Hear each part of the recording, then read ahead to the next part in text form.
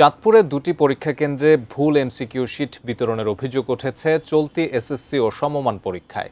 এতে পরীক্ষার রেজাল্ট নিয়ে উদ্বিগ্ন শিক্ষার্থীদের পরিবার। অবশ্য কর্তৃপক্ষ বলছে তাৎক্ষণিক সংশোধন করা হয়েছে, প্রভাব পড়বে না ফলাফলে।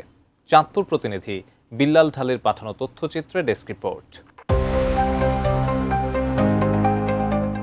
চলতি এসএসসি ও সমমান পরীক্ষায় ভুল এমসিকিউ শিট বিতরণের অভিযোগ উঠেছে চাঁদপুরের দুটি কেন্দ্রে।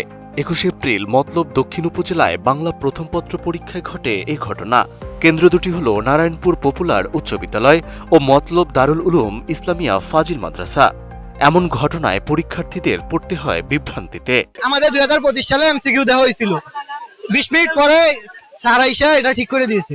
এমসিকিউ প্রশ্ন 25 সালের দিছে আর কি পরীক্ষা দিতে, তো আমার ছেলে আর খেয়াল করে নাই, বুঝে নাই, পরে বাসায় গিয়া দেখি আমরা এই অবস্থা। যারা ধরতে পারছে তাদেরকে নাকি পরবর্তীতে পরীক্ষা নিছে, 8 জন না কয়জন দিছে আর কি, তাদের সন্ধ্যা পর্যন্ত পরীক্ষা নিছে আর কি। কিন্তু যারা জানে না তারা তো বাসায় চলে গেছে। তা আমরা এখন পর্যন্ত জানি না যে আমার ছেলে কি আসলে 25 সালে 26 সালে দিছে, এটা এখনো জানি না। আধা ঘন্টা সময় যাওয়ার পরে এরা মাত্র 15 মিনিট সময় দেয় কিভাবে? বাচ্চাদেরকে তো আরো বেশি সময় দেওয়ার কথা ছিল। এখন তারা যে এই পরীক্ষা দিল, এই পরীক্ষার সমাধানটা কে করবে? এখন আমিও বলতে পারি না যে আসলে আমার ছেলে কি 2025 সালে সিলেবাস অনুযায়ী দিছে না 26 সালে। এটা আতঙ্কিত আছি আমি।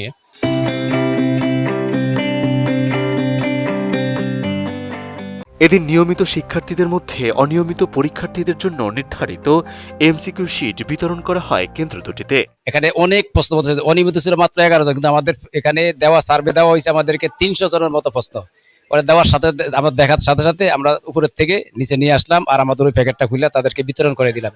এতে একটু ছাত্রদের কয়েক মিনিটের একটু লস হয়েছে, আমরা পরবর্তী দিয়ে দিছি। আমরা পরীক্ষার জটিলতা তৈরির বিষয়টি অবগত হয়েছেন বলে জানান উপজেলা শিক্ষা কর্মকর্তা। বিষয়টি সমাধানে জানানো হয়েছে বোর্ড কর্তৃপক্ষকে এবং ফলাফল পর্যন্ত বিষয়টি নজরদারিতে রাখবেন বলেও জানান তিনি। দুইটি শিক্ষা প্রতিষ্ঠানে কেন্দ্রে এবার পরীক্ষা সংক্রান্ত একটু জটিলতার বিষয় আমরা শুনেছি।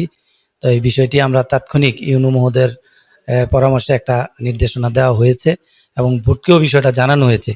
পরবর্তীতে শিক্ষার্থীদের যাতে কোনো অসুবিধার সম্মুখীন হতে না হয়, আমরা পরীক্ষার ফলাফলের আগ পর্যন্ত এই বিষয়টি আমরা তদারকি করব। ঘটনা তদন্ত করা হচ্ছে বলে জানান উপজেলা নির্বাহী কর্মকর্তা।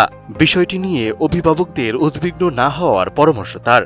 কিছু দু একটি অভিযোগ আমরা পাচ্ছি, ইতিমধ্যে আমরা আমাদের মাধ্যমিক শিক্ষা অফিসারকে অ্যাসাইন করেছি বিষয়টি সরেজমিনে ডিপলি ইনভেস্টিগেট করতে। যেহেতু এখন সিসি ক্যামেরা আছে, কোনো পরীক্ষার্থীর যেন ক্ষতি না হয় সে উদ্দেশ্যে বোর্ডকে অবহিত করে তার বিষয়ে কি রেমেডিয়াল অ্যাকশন নেওয়া যায় সেই বিষয়ে আমরা অবহিত করার জন্য সিদ্ধান্ত গ্রহণ করেছি। এটি দ্রুতই খুব ব্যবস্থা নিয়ে নিব। আশা করি কোনো শিক্ষার্থী ক্ষতিগ্রস্ত হবে না। Desk report, ATN news.